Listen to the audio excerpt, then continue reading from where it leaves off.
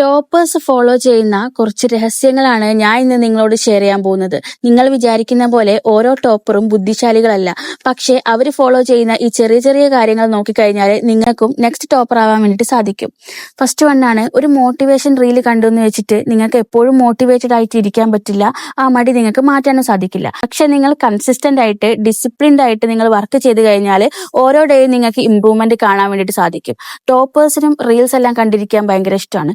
പക്ഷെ അവരത് മനഃപൂർവ്വം സ്റ്റോപ്പ് ചെയ്ത് ആ ഡിസ്ട്രാക്ഷൻ എല്ലാം മാറ്റിവെച്ച് ആ ഫോണ് ലോക്ക് ചെയ്തിട്ട് മറ്റൊരിടത്ത് മാറ്റി വെച്ചിട്ടാണ് അവർ പഠിക്കാൻ വേണ്ടിയിട്ട് ഇരിക്കുന്നത്.